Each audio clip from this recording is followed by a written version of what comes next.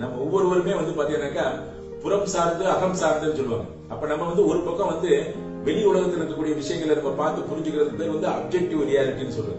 Subjective ரியாலிட்டின்றது என்னன்னாக்கா உள்ளார பாக்குறதுன்றது. இப்ப வந்து நம்ம போய் ஏற்கனவே வந்து பாத்தீங்கன்னா இந்த மாதிரி டிஜிட்டல் மோடு இதெல்லாம் எல்லா இடத்துலயும் வந்துருச்சு. Just come to stay now. இப்ப வேலை உலகம் ஏற்கனவே பாத்தீங்கன்னா கொரோனாக்கு முதல்ல வந்து ஆபீஸ்ல போய் வேலை பாக்குறவங்க எல்லாம் வந்து இப்ப நீங்க ஆபீஸ்க்கு வந்தாக்க வேஸ்ட் தான், வந்து இவ்வளவு தூரம் டிராபிக் இதெல்லாம் வராம வீட்டிலே இருங்க, ஆனா அதுக்கேற்ற ப்ரோக்ராம் இருக்கு, உங்களால மானிட்டர் பண்ண முடியும், கண்ட்ரோல் பண்ண முடியும், டெசிஷன் எடுக்க முடியும் அப்படிலாம் சொல்லக்கூடிய தொழில்நுட்பம் என்பது வேலை உலகத்துக்கு இப்பவே வந்துருச்சு. சில விஷயங்களுக்கு வந்து பிசிக்கலா வந்து ஒரு இடத்துக்கு போகணும் வரணும் அப்படின்னு சொல்லக்கூடிய மேனுபேக்சரிங் செக்டர் இந்த மாதிரிலாம் இருக்கு. இப்ப ஆட்டோமேஷனோ சில ரொபாட்டிக்ஸ் சில விஷயங்களை வந்து நம்ம வந்து அங்க இடத்துக்கு போக முடியாது, மற்ற விஷயங்களுக்கெல்லாம் நம்ம வீட்டுல இருந்தே பண்ண முடியும்னு ஒரு கட்டாயம் இருக்கிறப்ப குறிப்பா அந்த கல்வி சார்ந்த விஷயங்களை நிறைய நேரத்துல நமக்கு எல்லாமே ஒரு மனப்பழக்கம் தான். இப்ப வந்து இது வரைக்கும் நம்ம ஆனா இயற்கையை வந்து நம்ம இயற்கையா படிக்கக்கூடிய விஷயங்களை வந்து நம்ம ஓரளவுக்கு டிஜிட்டலா பாக்குறதுனால வந்து எங்க அப்பா அம்மா வந்து நான் இமேஜ்ல பாத்துட்டே இருக்கேன் அப்படின்னு சொல்றதுனால அது ஒரு உயிர்ப்பு இருக்காதுதான். இது வந்து ஒரு சிரமமான ஒரு விஷயம் தான். இது வந்து என்னன்னா நம்ம நினைக்கிற முதல்ல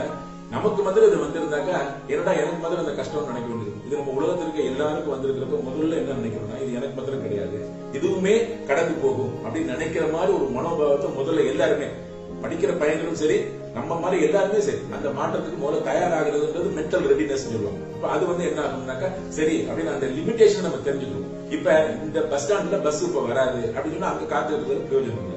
எங்க பஸ் வரும் அப்படின்ற மாதிரி இந்த கல்வியை நான் தொடர்ந்து பண்ணணும், இந்த புரிதலை நான் வந்து தொடர்ந்து ஃபாலோ பண்ணணும்னு நினைச்சோம்னாக்க டிஜிட்டல் மோடு தான் அப்படின்னு சொன்னாக்கா கல்லூரிகள் பல்கலைக்கழகங்கள் இளைஞர்கள் எல்லாருமே அதான் நான் சொன்னேன். இந்த லேர்னிங் கேப்பபிலிட்டின்றத பாத்தீங்கன்னாக்கா அந்த சூழ்நிலைக்கு ஏற்ற மாதிரி மாற்றக்கூடிய மனோபாவம் மாத்திரம் இருந்தா போதும். அதுக்கு ஏற்ற மாதிரி அந்த ஸ்கேல் அப்ப பாருங்க இந்த ஒரு வருஷம் ஆச்சு உலகம் நிக்கல.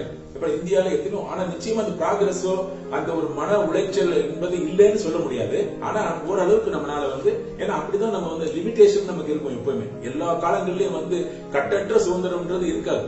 இருக்கிற காலங்களில் நம்ம பயன்படுத்திக்க வேண்டியது இந்த மாதிரி ஒரு இறுக்கமான சூழல்ல அதுக்கேற்ற மாதிரி கல்லூரிகளும் பள்ளிகளும் டிஜிட்டலா அப்புறம் அதுல வந்து சில ஓபனிங்ஸ் எல்லாம் வரும். இது வரைக்கும் நிறைய நேரங்கள்ல பாத்தீங்கன்னாக்கா வெறும் இமேஜா பார்த்து பழகினவங்க எல்லாருமே இப்ப உட்கார்ந்து புதுசா வந்து பாத்தீங்கன்னா என்னுடைய நண்பர் ஒருத்தர் வந்து இப்ப வள்ளலாருடைய ஒரு கருத்தை எல்லாம் வந்து சொல்றதுதான் சொல்றாரு. நான் வந்து ரிட்டையர் ஆயிட்டேன், கல்லூரியில வேலை பார்த்தேன், ஆனா இப்ப நான் படிக்கிறப்ப ஒவ்வொன்றையும் வந்து எப்படி புரிஞ்சுக்கணும். குரு என்பவர் வந்து நம்ம அவர் காத்துட்டு இருக்காரு, ஆனா நம்ம தான் வந்து தயாரா இல்ல அப்படின்னு வந்து குருவை தேடக்கூடாது, குரு நம்மள தேடுவாரு. நமக்கு மனசு வந்து சரியா இருக்கணும் அப்படின்ற மாதிரி எல்லாம் நான் புரிஞ்சுக்கிறேன் அப்படின்னு சொல்லி யாரு சொல்றாங்கன்னாக்கா 50 வயசுல 60 வயசுல 70 வயசுல இருக்கிறவங்க கூட வந்து பாத்தீங்கன்னாக்கா அந்த புரிதல் என்பது இப்ப இந்த கொரோனா டைம்ல உட்காந்துட்டு வேதத்தை படிக்கிறப்பயோ கீதையை படிக்கிறப்பயோ குரானை படிக்கிறப்பயோ மனோ ரீதியாக இருக்கக்கூடிய ஒரு வெளிப்பாடு இந்த அகம் சார்ந்த விஷயங்களும் இப்ப பண்றாங்க. அப்படியே ஃபேமிலி இருக்கக்கூடிய உங்களோட ரிலேஷன்ஷிப் எத்தனையோ விஷயங்கள் நான் பார்க்க தவறுனது இப்ப பாக்குறேன் அப்படின்னு சொல்றதுலாம் வந்து சந்தர்ப்பங்கள். அது ஒரு அருமையான விஷயம் மனசுக்கு.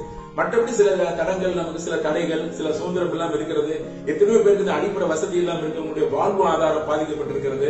அவங்க அதுக்கேற்ற மாதிரி சில விஷயங்கள் நம்ம பாத்தீங்கன்னாக்கா வேலை வாய்ப்போ பொருளாதாரமோ எல்லா நிலையிலயும் ஆட்கள் இருக்காங்க. கஷ்டப்படுறவங்களுக்கு அன்னாட போய் வந்து வியாபாரம் பண்ணி வாழணும் அப்படின்னு சொல்லக்கூடியவங்களுக்கு இருக்கக்கூடிய சிரமங்கள் நிறைய மன உளைச்சல்கள் இருக்கும்.